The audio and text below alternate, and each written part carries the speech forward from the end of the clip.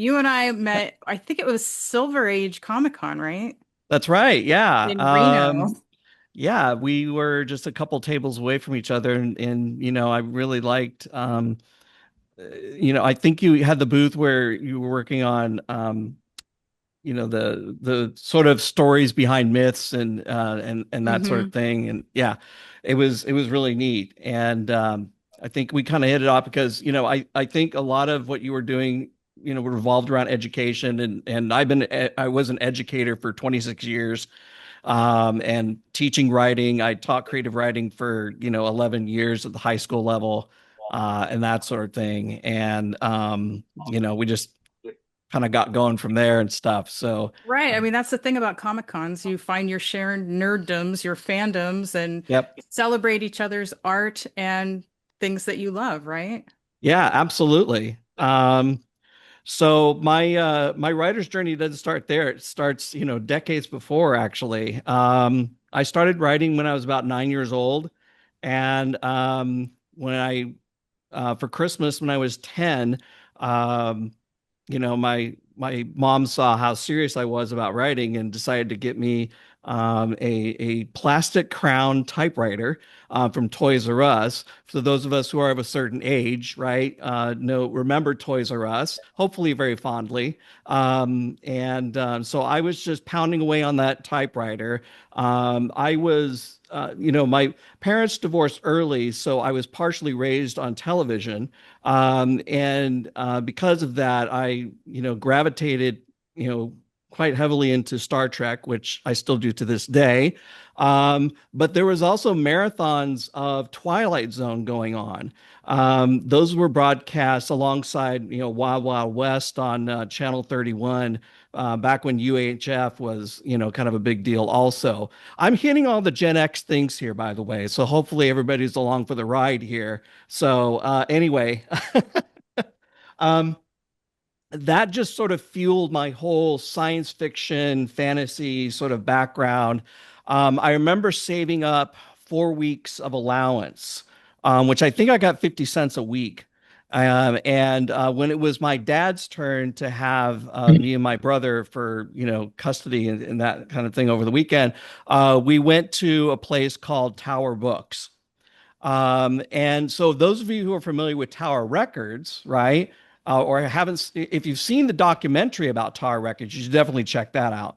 Right next door to Tower Records was Tower Books. And again, I'm going to be kind of hitting something that should, sort of dazzle your mind here. If you remember the original Willy Wonka and the Chocolate Factory, when the kids walk into the factory for the first time, there's a waterfall of chocolate. There's these suckers sticking out of the ground, things like that. To me, walking in Tower Books was like that kind of wonder. Look at all these books. I mean, this is just fantastic. I've got to be a part of this world, right? And so, I knew exactly where the science fiction section was in Tower Books. I went there, found Ray Bradbury, and I picked up a collection of his short stories called The Golden Apples of the Sun. Um, and um, and I picked that up in part because in the fifth grade we read a short story. His short story was the very first selection in that book, in that anthology, and it was called The Foghorn. And if nobody's read that short story, you really need to read that because I read that and we weren't even supposed to read it yet. While everybody else was outside recess and stuff, I was like looking at this new book we were going to read as fifth graders, right? And I'm reading this book or reading this short story, and I find myself crying.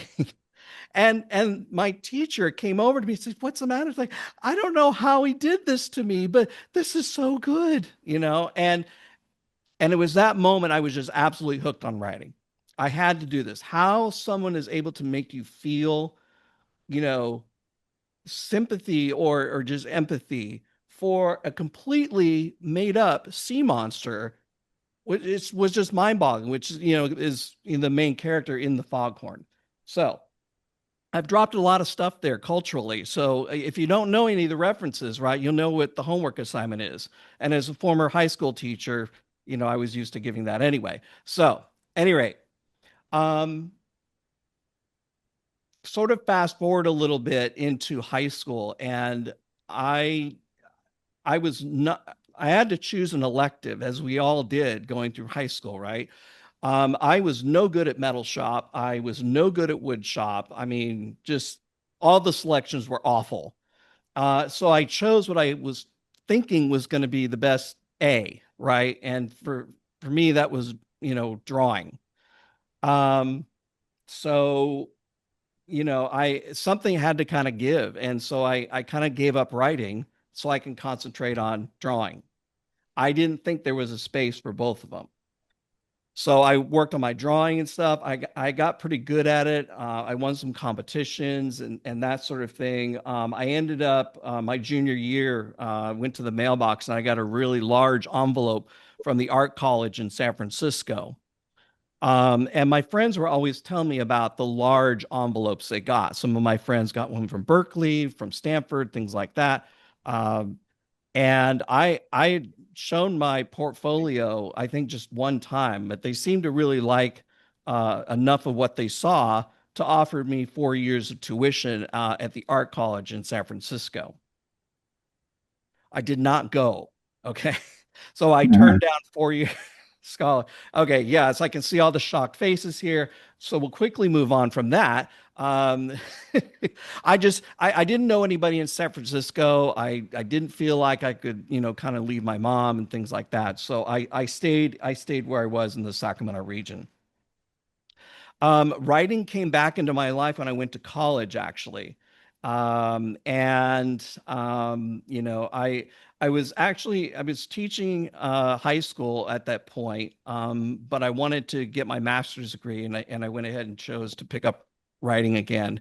And so through 4 years, I was able to get my MFA in creative writing from CSU Sacramento.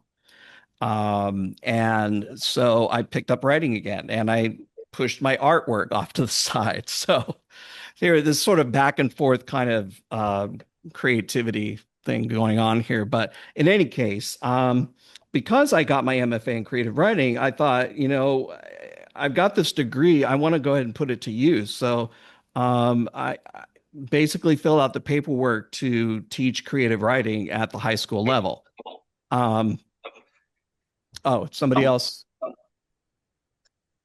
No, there's a little feedback going on. I don't know why. Oh, okay. Okay. So I ended up, I got all the paperwork together, and I don't know if anybody in here has ever had the experience of having to try to get a class started in a school where the schedule is already impacted 8 ways to Sunday. I literally had to take this proposal to every single department chair in the school to get creative writing on the master schedule. It was the one and only time in the entire San Juan Unified School District that had to happen, and I did it. But you know what? I got it on there, and I taught creative writing at the high school level for 11 years until essentially I retired. Um, Through this class, um, I taught, how to workshop, how to draft, all those things, in sort of the first couple of weeks. And then we jumped right into basically it was a 6 week course of covering, short stories, memoir, um, we even did screenplay writing. We did actually comic book writing also was one of our collaborative ones. Our screenplay one was also. So in other words, like for the comic one, because I'm going to be sharing that in just a little bit, we would learn how to write a script for comics, and then we would collaborate with the art class, and they would write the panels. So yeah, we would do the writing end of it, they would do the graphic end of it, and at the end of the end of the unit, we would, present our comic books. Um, with the screenplay one, we would learn how to do screenplay writing. I had Final Draft, which is that software on our computers in the classroom. I was able to get a grant for that. We would write the screenplay, and then the film class would then go ahead and film it. And then we would have, a short film feature for a few days on end.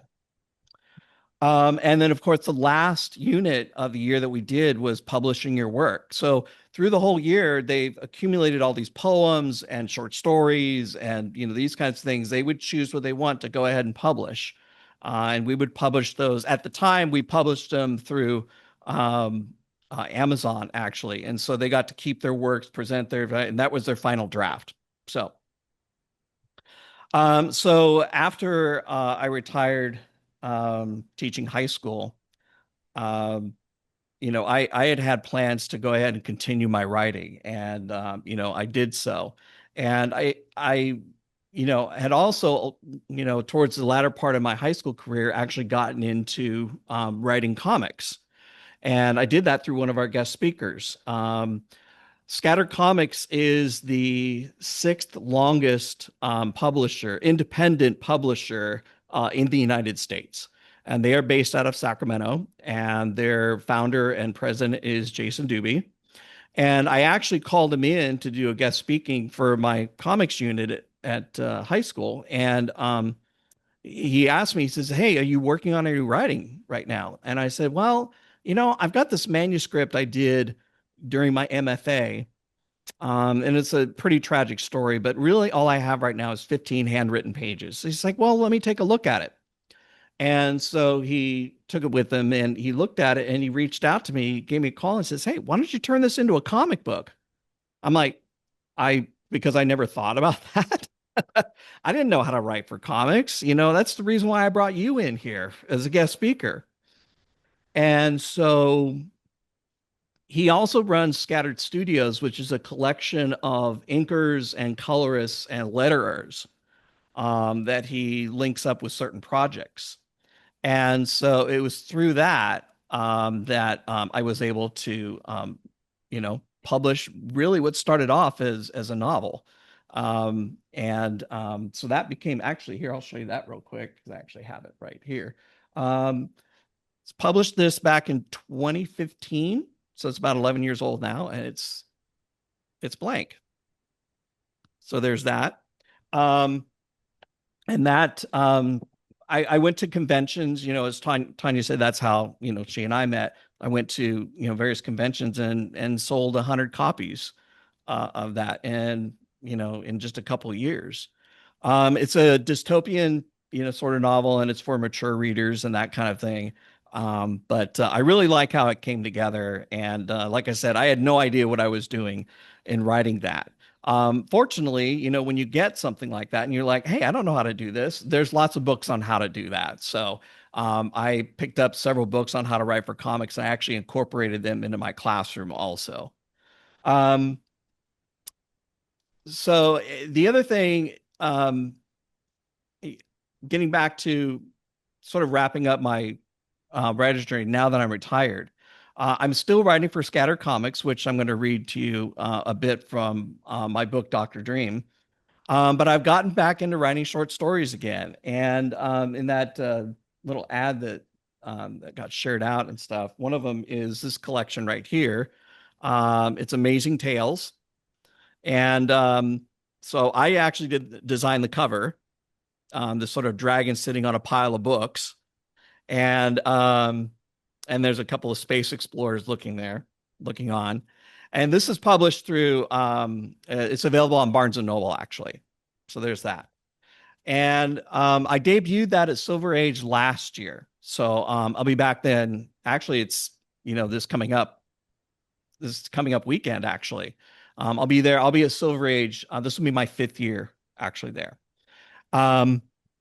So it's a collection of short stories, again, kind of going back to that Twilight Zone, Ray Bradbury kind of beginnings I had, science fiction, fantasy, that sort of thing, is what that collection is. And then I've also got back into art also. I've been able to sort of combine the mediums. And I guess in a way, some aspects of my journey sort of touch on Valerie's journey also, because it wasn't until after in my 50s where I realized, you know what? I don't have to settle for just writing. I can do art too. I can do both. I can do this, right? And so being able to find that time and things like that to get this and really nurture sort of both of those mediums has just, been awesome, and this is the journey, right? This is what it's all about is what, what I'm doing right now. So the part I'm going to read to you is from this book. It's Dr. Dream, and it's a collection of 5 books, actually, 5 original comic books that I did. I wrote this specifically for my kids, actually, because a lot of my other writing tends to be dystopian and, kind of mature audience thing. I wanted to do something for my kids. So Dr. Dream is about a man who has a special ability to go into people's dreams and help them sort that out. And in the very first book, he's helping out a young girl named Alice, who is being chased again and again, night after night, by this dragon called Nightmare. Nightmare, what he really wants to do is to use Alice as a conduit to come to the real world and take over. So that's issue 1 in here. I'm going to read to you from issue 4, actually. Alice is now a teenager. And it's in this book, we get to sort of find out the reason why Nightmare wanted to utilize Alice from the very get-go. So let me go ahead and do my share screen here real quick. And there we go. Hit share. And we're going to go to view, and we're going to go to full read mode. Okay. Hopefully y'all can see the number 4 up there. Yeah, Yes. This is the 4th book in the series. So here's Alice sitting in a room. She's studying. She's in high school at this point. Couple little Easter eggs in there.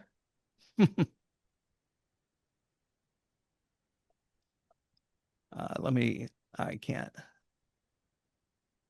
There we go. It would be nice just to be in that place outside with butterflies instead of books, just for a few moments. And so she's thinking of it. And then in that middle panel is when the butterflies start coming out of the poster. And it says, ah! And she's looking at him. She's like, I wonder, will you join us? And then all of a sudden they all start coming out of the poster. And there she is sort of dancing around with the butterflies. And her mom comes to the door and says, Alice, it's time for dinner. Okay. Did that really happen? And later on, she's at school the next day and is telling her friends about what happened. She says, are you okay? Yeah, you're not looking so good. I'm really scared. I was studying and I guess dreaming that the butterflies on my poster would come alive. And then they started actually coming alive. It was nice. We were dancing around the room, and then my mom knocked on the door and they suddenly vanished. I'm not sure if any of that happened or if I'm just going crazy. Hey, that's a good one, Alice. I mean, after being possessed by a demon, now you're conjuring butterflies? You're a walking freak show, girl. And then he gets hit in the head with a branch there. And then they start walking away, and her one friend says, whoa. And the other one says, did you do that? He says, I don't know. Hey, George, watch out for that tree. Here she is in class, and she's kind of falling asleep over there, and she's kind of looking up. You notice there the poster says, friends stick together, and it's a bunch of cats up there. And then all of a sudden, one of the cats comes out of the poster and jumps on the teacher's desk. She says, ah! Excuse me, Miss Alma, I need to go into the hall. I'm allergic to cats. Yes, of course, Alice. I'm not sure how this cat got in here. And so she's texting Dr. Dream. She says, oh my God, I need your help. And Dee Dee says, I'm on the way. So they text back and forth there. And she's explaining to Dr. Dream, who's checked her out of school and taken with her. And that's when the kitten jumped onto Miss Alma's desk. I don't know what to do or even what I'm doing. It seems as you've grown, you've acquired a new power. New power? But I don't think I had any power. Not like you. There's a reason Nightmare picked you to enter this world. You have a way of amplifying spiritual energies. But what you're experiencing now is like nothing I've ever seen. Look out! And then they scream, and suddenly what she's able to do is take part of the asphalt and create a bridge So they actually go up over the tanker they were about to hit. And then they sort of jump over. And as you can see, the car kind of comes down with a crash and screeches to a halt. Yeah, we need to get you to my office and figure this out. She said, uh-huh. Dr. Dream's looking through all of his books, and Alice is, of course, very impatient, hoping to find a cure soon. She says, anything yet? And he says, nothing definitive. I have an idea. Take my hand. So they join hands. And this is the way that Dr. Dream is able to help people get into, his mind. And Alice says, wow, what is this place? Says, this is a null space. It's a place in my spirit mother introduced me to, and where we were able to defeat nightmare. Do you think you can replicate this in your mind? And she says, I think so. Oh my gosh, this is crazy. And it's noisy. You transmit us directly to your conscious mind. All of your sensory details are here. You've got to get us out. Make it stop. And then things clear up. It says, well, that's better. Anytime you think of an image that might materialize, just bring yourself here. I'll need to practice, but I think I can do it. Thank you.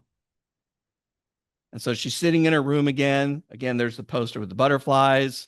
She's looking at it. She kind of sits back, calms herself, and nothing happened. And so she types back to Dr. Dream, it worked. And Dr. Dream says, this is really name Sora. Very good, Alice. You've got control of your power. Keep at it. The future looks good for you. And obviously he's very pleased with what he does. And we pull back and we see this. Yours isn't looking too good, Dr. Dream. Okay. All right. So Dun, that dun, was actually that was actually the entire book 4. That was actually one of the shorter ones. I chose to read that one. Being a high school teacher, right? You get to see firsthand some of what teenagers are going through. And a lot of them, everybody here has gone through that sort of awkward phase, right? Where you're just like, oh, I'm so weird. I don't fit in with anybody, those kinds of things. And I wanted to find a way to highlight that, but to also show you that, things are going to be okay. There's adults out there that you can trust. And you're going to be able to get through this. And it's all just a part of our growth that we all have and that we all go through. So anyway, that was Doctoring 4. One other thing I just wanted, I'll take questions in a second. I know we're getting up on the 3:30 mark here. I actually had the pleasure of joining forces with my youngest, and they go by the artist named Bez Krilla. We started another book called Hellforce Marionette. It's a crossover between Alice, who you just saw there, with the Shadowhunters, which is a long time running series with Jason Doobie. My kid did the cover for this. So that was really nice, because they're going to be an artist. And I thought, you know what? I'm going to hire you. I want to hire you to do a cover for the book. That's what they excellent. did. And so it's been really nice. It's a journey that has continued to sort of, foster good, very satisfying, Yeah. And what a blessing to be missions. able to hire your child. Like, not Yeah. just you're not starting with do it for me for free. It's no, I'm going to be your first commission. Absolutely. And that's, I hate to be a downer, but we're finding ourselves in a world, right, with AI and stuff. And my feed is filled up so much with artists who have worked for DC, who work for Marvel, who do video games, right? Those kinds of things. They are being laid off. They need work. They've got bills to pay too. Uh, Anybody out there, if you have a chance to hire an artist for a cover for your book, whatever it is, please hire them. Please hire them. I can't stress that enough. Yeah, my publisher recently sent out a questionnaire that had to do with marketing and book covers and things like that. And they asked if I had any rules, like any hard rules. I'm like, yeah, no use of AI for any of the artwork for any of these things. Like, Yes. do not steal from someone else's hard work and put out subpar imitations of it just because it's cheaper. Yeah, and the relationship you get with an artist and stuff is invaluable, right? Mm-hmm. That experience can lead to some fantastic collaborations down the line. And yeah, you just widen your, creative pool. Who doesn't want that, right? So Right. And it's not what you would have done, right? Like that cover probably isn't what you would have drawn. So now you're collaborating. It's kind of like filmmaking when you make a comic book or something like that, because you're getting ideas from multiple people and not everyone has the same expertise or background. that's right. That's right. And I guess I should also mention, so I've got, the the Help Force book is part of a series also. We're working on book number 2 for that. And I actually just sent off a horror comedy script off Mm. to, and again, I'm not sure, how many are horror aficionados out there. But Mr. Lobo is a horror host. He's been going strong for a long time now. I actually wrote a script with him in it, so I went ahead and sent him the script. It's a 33 pager. It's a horror short, Hmm. but it's called Dracula for President. And so, He has my vote. but yeah, so we'll see what comes of that. And obviously, I'm at Silver Age this coming up weekend too. I'll have all the books that I've shared with you, including Dr. Dream, Hell Force, and Amazing Tales, and all of that. So I just want to thank you for this opportunity. By the way, I think I'm going to be part of your group because this is Yes. awesome. Yeah. I love you telling this story, right? You about how you're having trouble reconciling that you don't have to just choose one art. Am I going to be a writer? Am I going to be an artist? And then you put out a comic. Yeah. And not only did you put out a comic where you get to understand that, hey, that's what makes comic books special is that they use both arts. Like it's a whole different category that is elevated because it uses both mediums. Yeah. And then you're Absolutely. hiring someone to do art too, who just happens to be a family member, but Well, but I hired folks from Scattered Studios also. hmm. There's a Well, whole network. the work your child did was good though. Like it Oh, wasn't like, oh, yeah. let me just hire my baby. No, Right. it was Right. actually good. Yeah. Don, do you have a question? Yeah. More of a comment. I think it's obvious the artwork's incredible. At first, when I'm listening to you read it, the words are kind of, on the screen not clear, and I'm going, the story is very simple, but I'm almost missing the story because the artwork. I'm locked in on the Mhm. artwork. Yeah. And so I almost want to go back to it and ignore the words and just see the images. And because I think they almost tell the whole story. I was thinking, you need more. And I go, no, you don't. Because I used to write commercials, and the guy that Hmm. taught me the most was turn the sound off. If you don't know what that commercial is about in the first 5 seconds, you ain't doing your job. And Right. my wife and I'll do that. I'll flip it off. I go, what's it about? She'll go, well, there's a girl's shoes. No, now there's a surfboard. Okay, there's beer, and then it's like by the end, it's you know, what's in your wallet? It's like Right. so. I it's just really good. I really enjoyed it. I love the artwork. The story is simple, but the artwork goes so well with it. It just really works, really, really well. Yeah. I really A enjoyed it. couple comments on that real quick, Don. Well, first of all, I actually used to be in advertising too. I was the advertiser for our school newspaper, and I actually won the California State write-offs for advertising. So Oh wow. there's that. Um, the second thing is the artist is with Scatter Studios. His name is Mark V, and he's based out of the Philippines. So I Wow. would send my script to him, and he would draw it up there in the Philippines time, right? And then send it back to Jason, who would then give it to me for approval and stuff like that.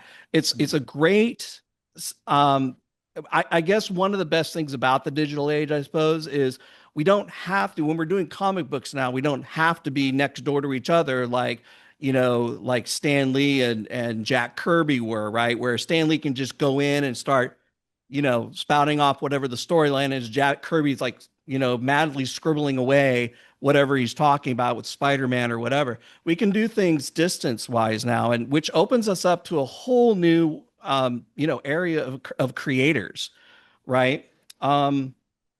Actually, that's a different thing. But anyway, thank you very much. I appreciate that. Thank you. We understand that concept though, because before the pandemic, we were in-person meetings. Everything was in person. Yep. And we made the switch. We went virtual. And some of the things stuck with virtual because we became international once we went virtual. Right. Some of our meetings have people from different parts of the country. We have a member from Canada who's here today. We were able to bring in authors from all over the world to do dime grinds. Yeah. And that's one of the few benefits of the pandemic was connection like that. So we Right. definitely understand the virtual era bringing us together with people that we wouldn't have otherwise met. Yeah. Amanda? Oh, sorry. We can't hear you, Amanda. Can you hear me now? Yes. Okay. I have two questions, if that's all right. My first question, you mentioned you were collaborating with this artist in the Philippines, and I just wonder if you could elaborate on that process a little more, like what happens if, you have this vision and they send back a panel, but it's not quite what you had envisioned. How do you come to kind of a consensus with that? And then my second question is more about the writing. You mentioned you're also doing a little bit of short story writing again. And I'm curious what takeaways you have from learning to write comics that you have found are benefiting your short story writing. Okay. So the first question, with approving pages and things like that, if you're going to do that, make sure you usually will get like either thumbnails or rough sketches or that kind of thing in pencil. That's the time where you're looking at kind of like layout and the way things are, it's like situated and stuff. It's like, no, I kind of wanted this, particular perspective in this panel, and you make those adjustments there and it's fine. No problem. Yeah. I mean, you're in the pencil, mode, if you will, everything's cool. Once you send it off, you tell them, okay, this page is approved.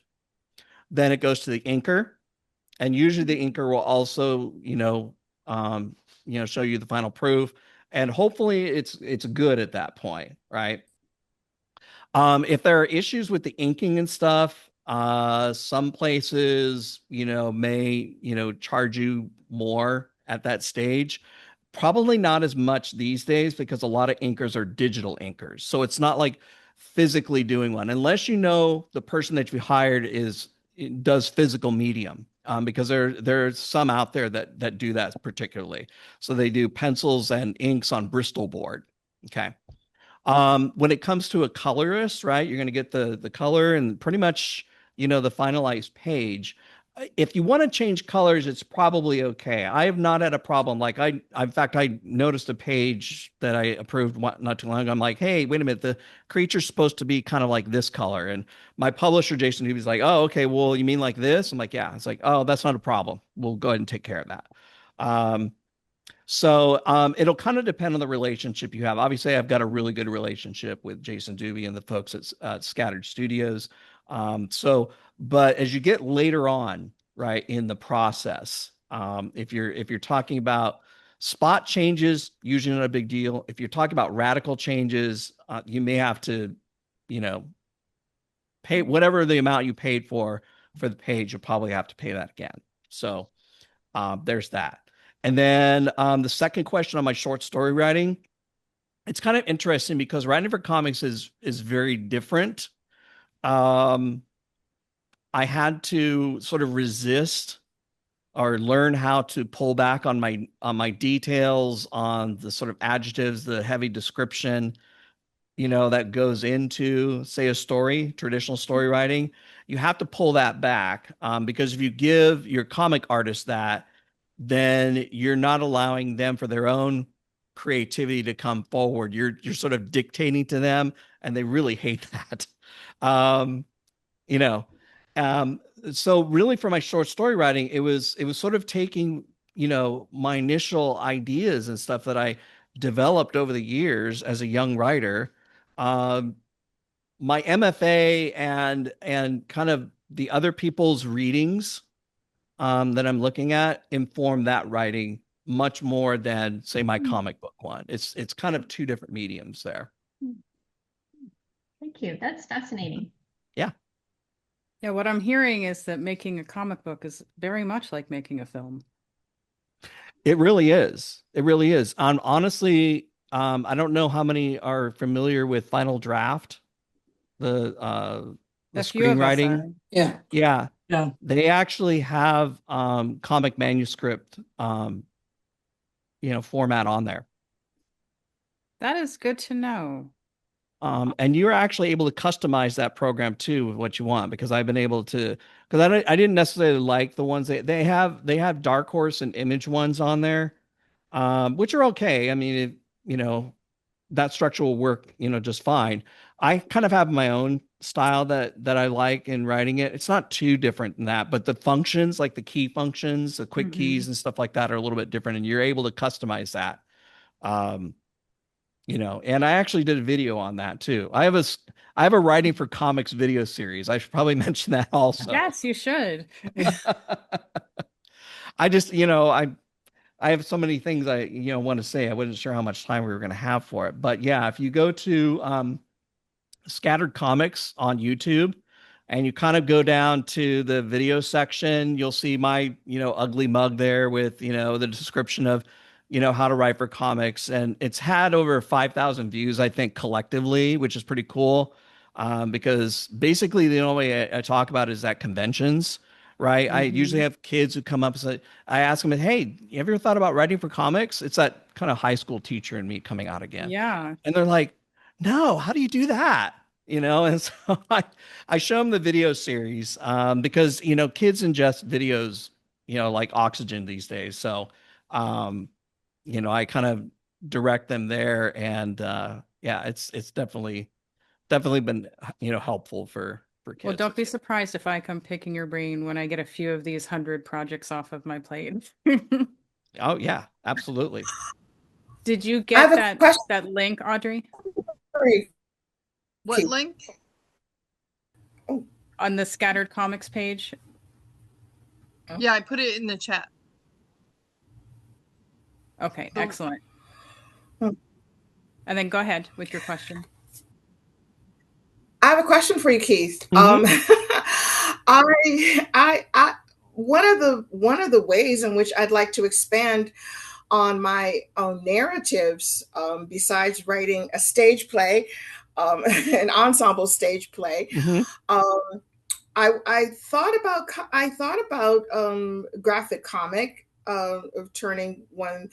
And now that I know that you have a video series in which I can learn how to do that, that's one of the reasons in which I was hesitant to entertain the thought of doing it. I want to, but I don't know. But see, now that and thank you for creating a YouTube series in which I can be more confident, rather, in doing it, because I need to learn to play better with others. I have I'm a little bit more of a control freak, so collaborating with other people is a skill that I need to, widen. But because you just, as you pointed out, it is a collaborative effort to get a graphic novel out. So. But thank you for that, and for more of the confidence of doing that, for myself, for my narratives, as another means of serving my fellow human beings with my writing.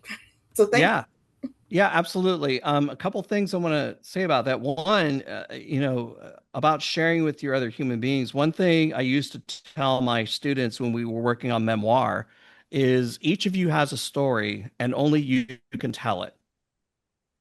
There's nobody else that can tell your story because the point of view, what you've experienced is all your own. And this is the place to tell that story, right? Um, Along with that, hopefully the writing for comic series comes in handy for you, gives you some good pointers. And, there's a lot of great videos actually on that Scatter Comics channel. If you kind of just poke around and stuff, see what other artists do and that kind of thing. I will say this, when you hire an artist, remember, just as much as you want to tell your story, they want to depict your story the best way possible. You are hiring a professional. They don't want to put their name on something that they just kind of sort of threw together and stuff like that. They are just as much putting themselves out there as you are too. So having that collaboration, that respect, things like that, allowing that space to sort of flourish, if you will, is a really positive experience.